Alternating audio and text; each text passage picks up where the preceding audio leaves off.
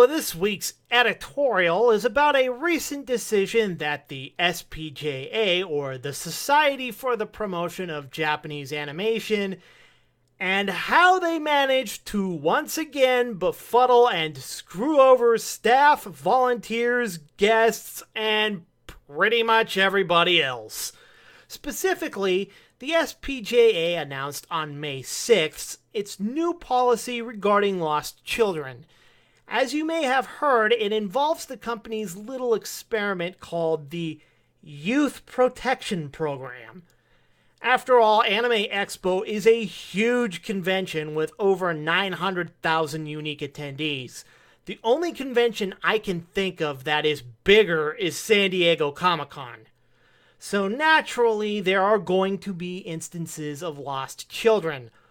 While I think it is a good idea for the convention to set aside a place where lost children can go and reunite with their parents, apparently the direction the SPJA was going about it turns out to be way too much. If you would like more, check out the short videos by the SPJA down below. It's okay, I'll wait. So apparently the convention heads at AX decided that all employees, volunteers, panelists, press, performers, guests, members of a guest, or performer's entourage and Artist Alley participants must meet a certain number of requirements, including providing their personal information and submitting to a third-party background check. Tell me, who is going to pay for this? Third-party background checks can be insanely expensive, invasive, and are not 100% reliable.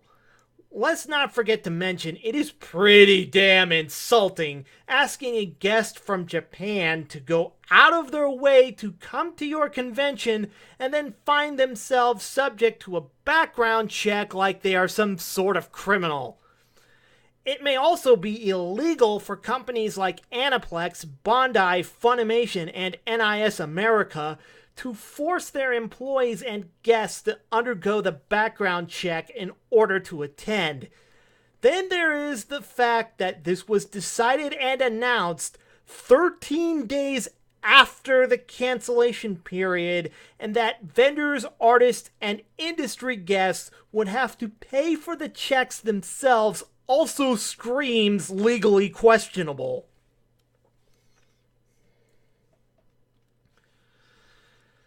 So what the hell went horribly wrong in the last few anime expos that warranted a hugely unnecessary change like this? Seriously, they are literally going as far as to promoting SJW mindsets and safe spaces at an anime convention. Can't we just go and have fun at an anime convention without being indoctrinated? I'm sorry the world isn't one big liberal arts college campus. I wish it were the case, but the real world doesn't work that way. The real world is often a cruel and unfair place. They don't call it a dog-eat-dog world for nothing. I wish these SJW people would accept this fact and stop trying to force their opinions and their agendas at the expense of others. So who is the new CEO for the SPJA anyway? Trigglypuff? Also, within their guidelines they say, no inappropriate cosplays. Yet they don't exactly say what constitutes as inappropriate when it comes to the cosplayers' outfits. How are we supposed to know what is appropriate and what is not if you don't specifically state such? Mind you, most anime girls are sexualized and have revealing outfits, so this should be fun.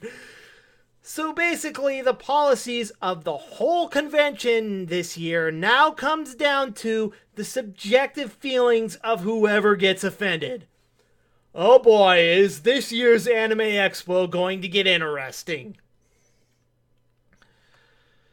Now, I thought Anime Expo 2014 was a huge train wreck. Trust me, I was there. It was a mess.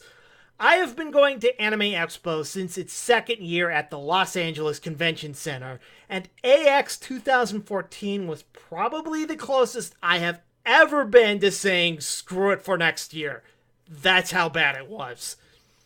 For example, the event was very understaffed, which led to poor communication between event staff and convention center staff. The event staff was extremely rude, too.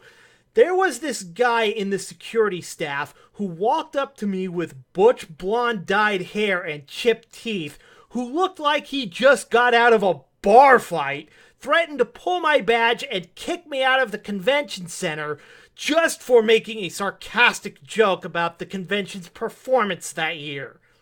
Apparently, somebody got offended.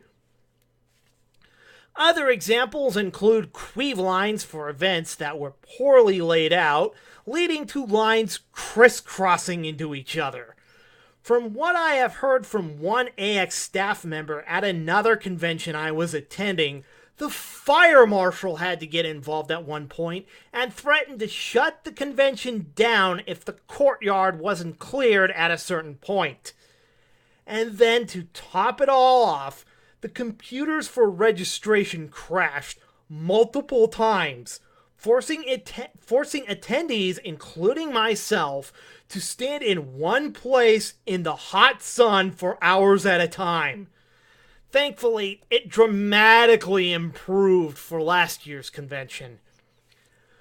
But there seems to be a pattern here when it comes to Anime Expo. For every problem that they attempt to solve or make better, they introduce new policies that invite a whole new set of problems. This year, a bulk of those problems are definitely going to be coming from this, and from what I have been seeing are already starting to make themselves known. Seriously, why are you resorting to treating your own staff, volunteers, artist alley, press, guests, and everybody else that makes this convention possible like criminals? I have heard rumors of artists, sponsors, and companies threatening to boycott the convention this year, and it seems that it was the main cause of the noticeable lack of guests that have so far been announced this close to the convention. Now, how this is going to affect the rest of us attendees remains to be seen, and I really hope this doesn't turn into another train wreck like with AX 2014. But we are going to have to wait and see. And with that, this is the American Anime Otaku, signing out.